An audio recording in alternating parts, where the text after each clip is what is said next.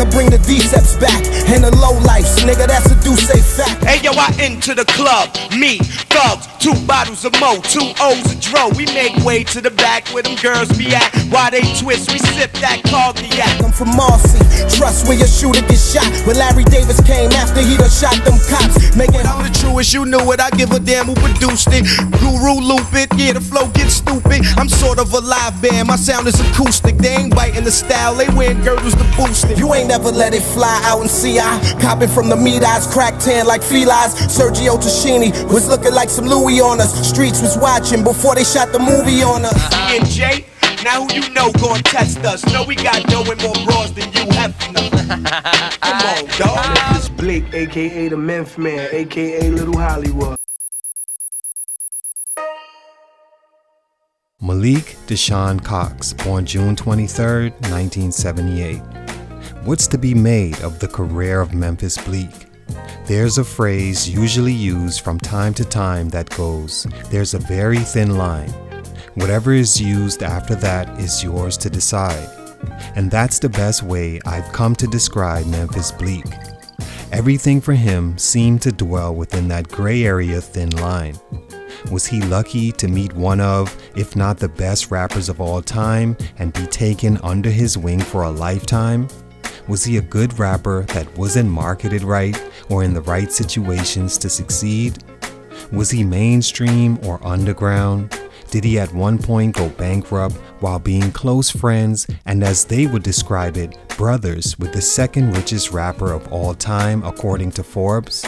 Or was he lazy and incapable of making his own path, not one hit away like the few bars of Bill shot to him on the song Diamonds from Sierra Leone, needing Jayz as a crutch even after Sean Carter leaves this existence? Be one hit away his whole career. As long as I'm alive, he's a millionaire. And even if I die to my will somewhere. If you could answer any of those questions without straddling the fence to deliver a definitive answer, then more power to you. But to me, Memphis Bleek is and probably will always be the biggest gray area of what-ifs in the history of hip-hop. Like, what if his mother and Jayz's sister were never best friends? What if at the same time he never met Jayz and was able to create his own path, placing him in a situation where he wasn't always expected to be the next Jayz or seen as Jay's little man's? What if he did find that one hit during the prime of his career that catapulted him, similar to how Kanye West used Jesus Walks and his first album to leave the shadows of Hove? The interesting thing is, we'll never know. A few things we do know is that at some point, Memphis Bleek was seen as having next up. He did have the opportunities he needed to become his own man as a musician. He did have the talent and unique voice to leave the nest and fly on his own. But for whatever reason, after more than 20 years in the game, you can't mention Memphis Bleek's name and not hear that line from Jay, cuffing Bleek tight under his wing as they flew, making him feel secure but sunning him at the same time, while inadvertently letting the world know or feel like Bleek's career was not only pretty much over, but sort of a disappointment that Jay's already grown to live with. Was Jayz the best and worst thing to ever happen to Memphis Bleek? What stunted his growth as an artist? Let's get into it. It's your boy JC, Stunted Growth. Let's get it, man.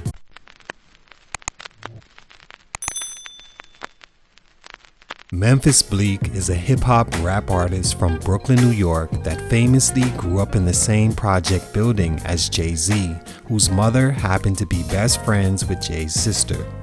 This placed Jayz always in position of big brother, watching over Bleek as early as Bleek was 16, 17 years old.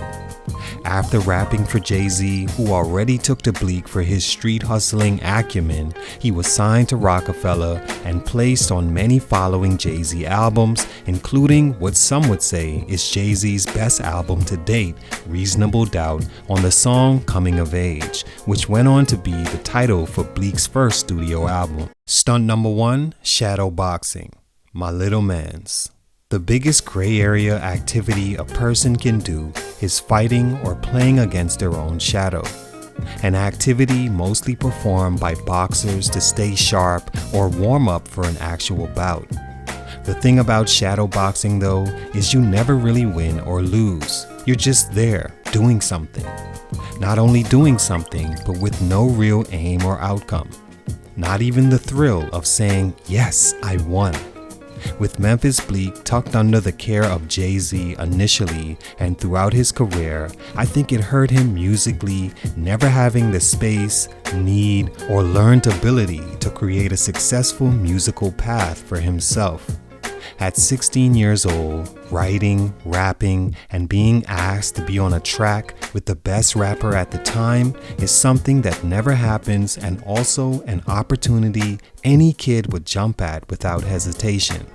But while that's cute and takes you probably out of poverty and in a game you've dreamed of being in, it immediately places you in the little man's mode, where as long as the big man's alive, or as long as he's still rapping without you having climbed from under him with your own hit song, you can't help but forever be seen as that. On top of that, Jay always seemed to do or say things that kept Bleek right where he needed him to be, in his shadows. 3 years and a few features on Jay-Z's albums, Memphis Bleek finally dropped his debut album, Coming of Age, that went on to sell 100,000 copies first week. The album went on to receive mixed reviews, with some saying it was a hidden gem project, while others like Rolling Stone recall it as being wasted beats.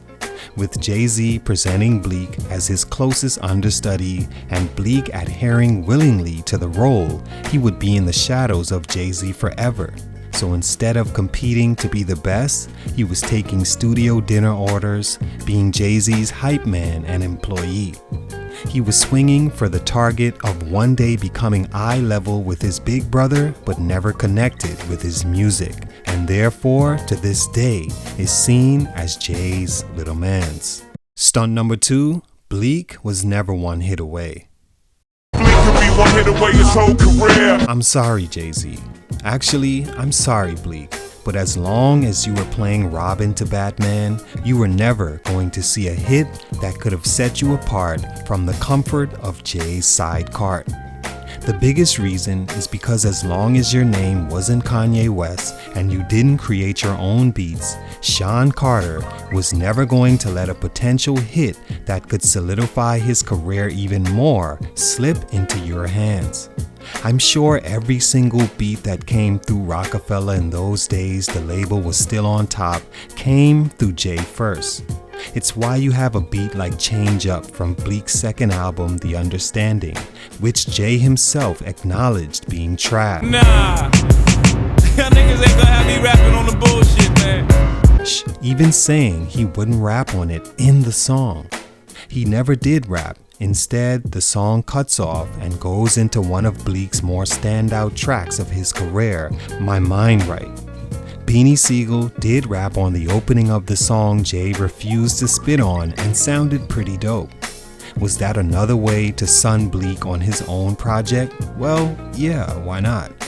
Bleek's highest charting single was Is That Yo Chick featuring Missy Elliott and Jay-Z, which peaked at number 7 on the Hot Rap Singles Billboard chart, but as far as a song himself becoming a mainstream hit, for a few reasons, Bleek was never actually as close as Jay made or may not have made people think.